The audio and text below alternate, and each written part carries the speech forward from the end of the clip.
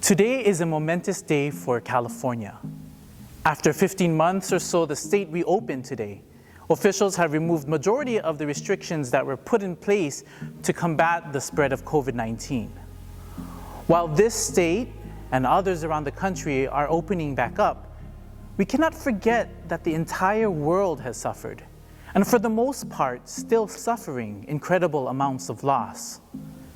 There has been loss of friends, family, and colleagues, loss of income, loss of education, loss of options, loss of freedom, loss of hugs and handshakes, loss of community. The pandemic has affected us all in some way, physically, mentally, and even spiritually. The stress that has already existed in society were intensified by fear and frustration. Divides became wider and new fault lines showed themselves. Without the usual outlets to let off steam, people's patience began to grow thin. The rates of domestic violence, race-based violence, gun violence are higher than pre-pandemic times. People needed scapegoats to blame for the virus and the painful effects of it. And suddenly, what were small irritations have become large problems, and enemies were made. Who are these enemies? For some, it could be someone who holds a different understanding than our own on politics, religion, gender equality, medical choices, race, immigration, climate change, or what it means to be a patriot. For others, it's people who have a different approach to policies reacting to and responding to the pandemic. Well, in the past 2 weeks, we've been making our way through the 5th chapter of the Gospel of Matthew, which is the Sermon of the Mount. We began with the Beatitudes. You know those statements are, "Blessed are they." Well, today is the last part of the Sermon of the Mount. We hear Jesus recall what people would have been familiar with. That is, you shall love your neighbor and hate your enemy.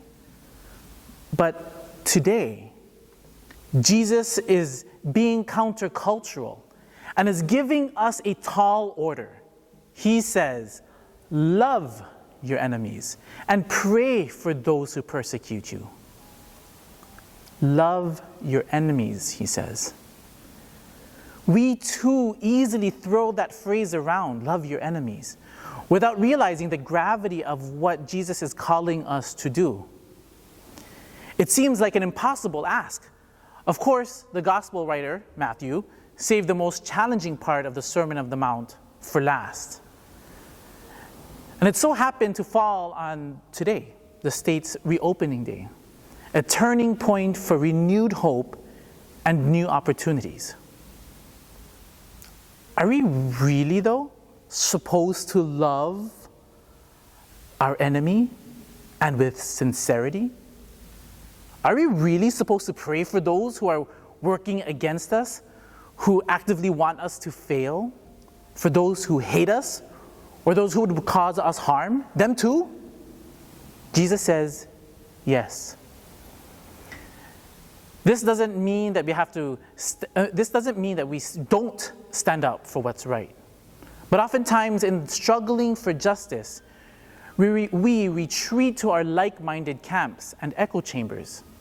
I understand that there is a safety when we surround ourselves with people who are on the same page as us, who think similarly as we do. But Jesus is cautioning us about this. He says, extending love to those who love us is what tax collectors do. They're friendly to those who pay taxes and hound those who are unable or unwilling to pay.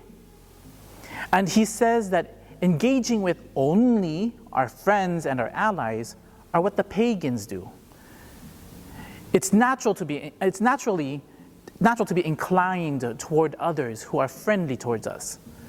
But if we only love those who love us back, or to love those who have been useful to us in accomplishing our own individual success, then how are we different from the rest of the world? As people of faith, we are reminded that God is not stingy with blessings. God makes the sun rise on both the good and the bad, and cause the rain to fall on the just and the unjust. As followers of Jesus Christ, we have a higher calling. The challenge is to cultivate a love for both friends and foes, for those who are in our camps and those who are out of our camps, to treat people right, no matter how they treat us. So we recall what we have learned in this Sermon of the Mount. Jesus gives a blueprint for living, the Beatitudes, a holy, righteous way of living. Number 2, to be positive influence on those around us. Number 3, God's laws help us to be in right relationship with one another. 4, seek reconciliation whenever there are rifts between people. 5, do not take retaliation when you have been wronged. And today, 6, love your enemies. It's not easy, that is for sure. And we don't always avoid making mistakes ourselves. And so we pray. We pray for God's intervention in the other. Yes, for sure, in the enemy. We do that. But we pray too because God is also at work in us to open our hearts to see people the way God sees them, not the way we see them. To be perfect as God is perfect is to love our enemies as God would love them. This may be the most difficult thing we do as Christians. But when we humanize rather than demonize, we build a bridge across the divide in our communities, in our country, and around the world. With each attempt to love our enemies is another step toward that perfection that Jesus is talking about. The path isn't an easy one, but we don't have to walk it alone. So I look forward to joining you as we accompany and support one another on this journey.